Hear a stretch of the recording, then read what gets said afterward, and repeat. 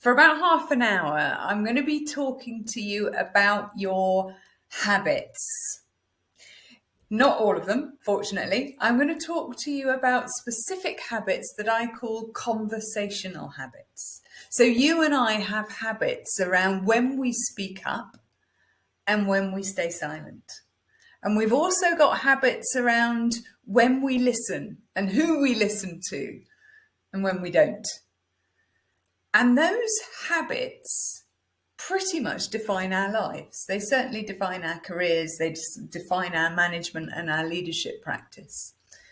But as well as individual habits, our teams and our organizations have habits around what gets said and who gets heard. And they have really big consequences. So they're often the reason why organizations end up on the front page of the newspaper for the wrong reasons. But they're also a reason why some organizations end up being amongst the most innovative organizations in the world.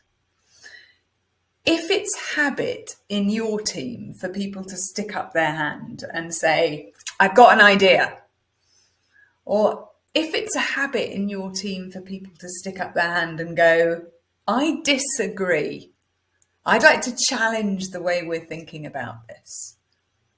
Well, if you have those habits and a few other things around as well, you can be amongst the most innovative organizations in the world. So I've been exploring these sorts of consequences for nearly a decade. I've also been exploring situations where conversational habits actually end up costing lives. So they cost lives when we can't talk about safety and we can't talk about integrity and ethics. It costs lives when people can't speak up about mental health at work. It costs lives when sectors of society are silenced. So I've been exploring those too, but interestingly, it's often the little choices we make every day. So today already, you've made a ton of choices around whether to say something or not, or whether to listen or not. And today, it may feel like those choices don't really make any difference. And indeed, maybe they don't today. But when we have habits that stick for the next year or the next 5 years, that's when we can end up with pretty sizable consequences, both for us as individuals, but also our organisation. So I'm going to be talking about this in the context, of course, of psychological safety. And this is a hot topic, not just for you, but across many industries across the globe right now. And just before we dive into habits and why it is that we sometimes feel able to speak up or not, just want to say bring to light one big mistake that I see many teams and many organizations making in the field of psychological safety right now. And I'll tell you it by telling you a bit of a story around the first organization that I really studied in depth about 8-9 years ago. And with this organization, a leader knocked on my door and said, Megan, we've got a bit of a problem because we need they over there. We need them to speak up more. Yeah. And they need to be braver and they need to be able to speak up when they've made a mistake and they need to be able to speak up with ideas, but they're not. So Megan, can you kind of go and make them speak up, please? So off I went with my research hat on and I spoke to they. And the very first quote that I took down in my research project was from they. And it was this. Last time somebody spoke up round here, they disappeared. So as a researcher, I listened to this and I thought, yes, of course, it is important for us to ask people to speak up. Yes, of course, we need to focus on our ability and our courage to speak up. That's really important. But unless we're creating an environment where people are listening, an environment where people are inviting others to speak up, then it's pretty much a waste of time. So although much of my research is around speaking up, actually what I explore is how do we create these sorts of environments where people are inviting people to speak up and they're listening when they do. And with many managers and leaders that I work with, the question I have in my mind is, how are we showing up? How do we show up day to day in a way that helps other people to voice? And that's really, really what I'm going to focus in on today. So let me ask you a question. Bring to mind something right now that you feel you could or should speak up about at work, but you haven't yet. All right? So it doesn't have to be a big thing. It could be that you've got some feedback for a colleague that you haven't really voiced. Maybe you've got an idea. Maybe you disagree with the way something's happening or disagree with the behavior. So just bring to mind something that you haven't spoken up about to that particular person as yet. Here's my question. Why? Why are you keeping silent? Why haven't you spoken up? What are some of the reasons why you think, I could say something, but no, I'd better not? Well, I've asked thousands and thousands of people that question over the last few years. And we created a framework that we call the Truth Framework, and it identifies 5 reasons, 5 factors that affect our choice around whether to speak up. And they also affect our choices around whether we listen up. If we want to disrupt a habit that's not serving us or our organization, it's a really good idea to understand why we do what we do in the first place. And that's what the Truth Framework's about. It's about kind of pulling these choices apart so that we can look at the reasons why we do what we do.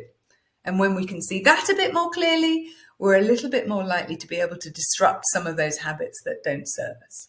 So let me whiz through the Truth Framework. I'm going to pause on a couple of them a bit longer. But we start with T, and T stands for trust.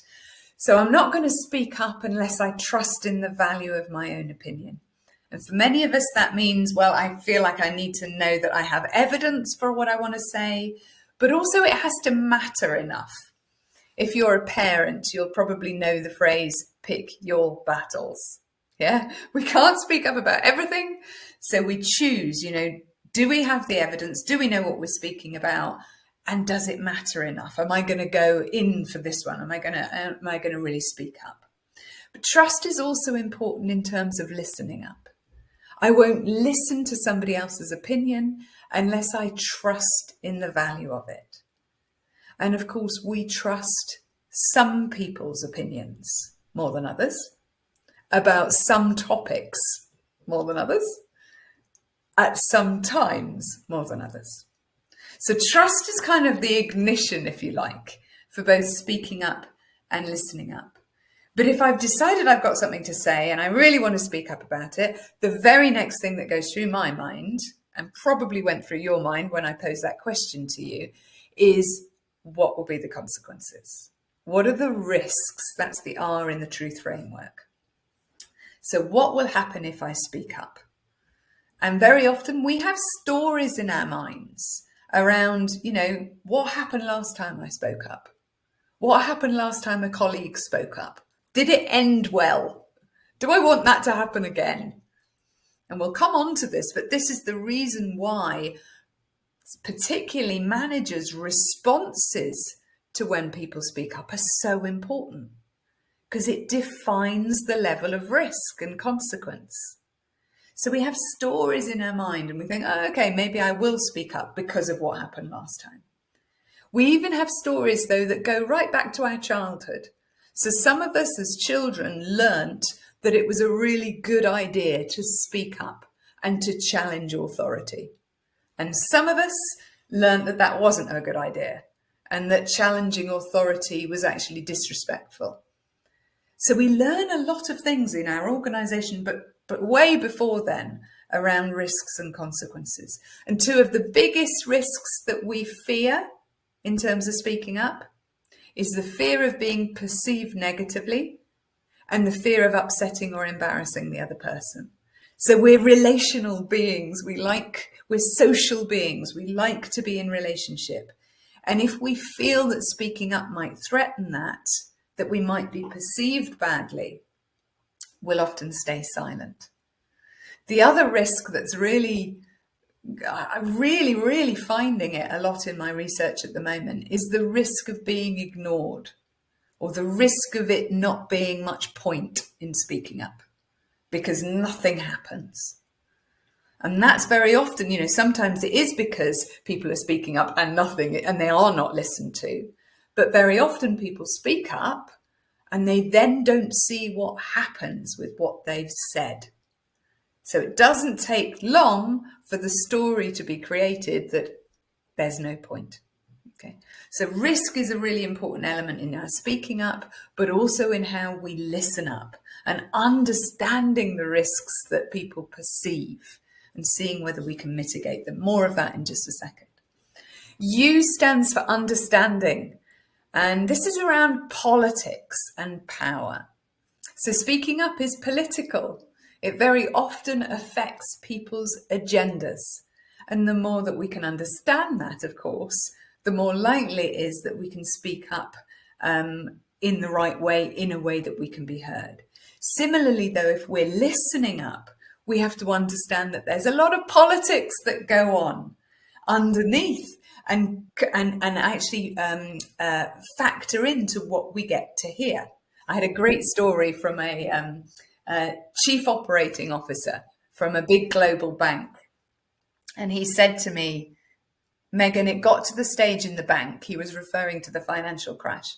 And he said, it got to the stage in the bank where the only people that believed in the data that the board was receiving was the board. So in other words, people were kind of feeding up data to their manager and sort of polishing it slightly because, that's what you do. And they wanted to be perceived well. And this was happening up and up and up the organization until they got to the board level. And the data that the board was receiving was really very disconnected to what was actually going on the ground. Definitely, I'm going to speak about that more in just a second. Now, let me pause on this one, titles and labels. So if you cast your minds back 10 minutes, a little bit more, 10 minutes ago, I popped up on your screen and you looked at me and you labelled me. So you may not remember doing this. So you may be sat there going, no, I didn't. Yes, you did. Whether you remember it or whether it was conscious or not, you will have labelled me female, British, white.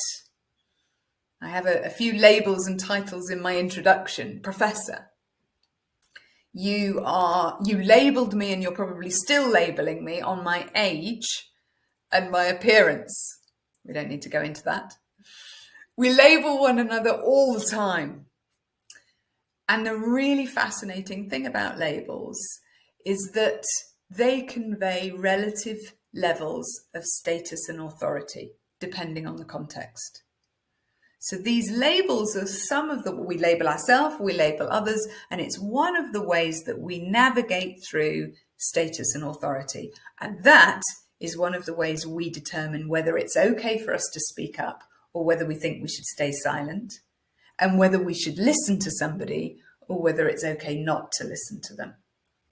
So if we're talking about building psychological safety, if we're talking about making any changes around who speaks up about what and who gets heard, we have to talk about power, because that's the biggest structure that navigates those patterns and habits that I've been talking about.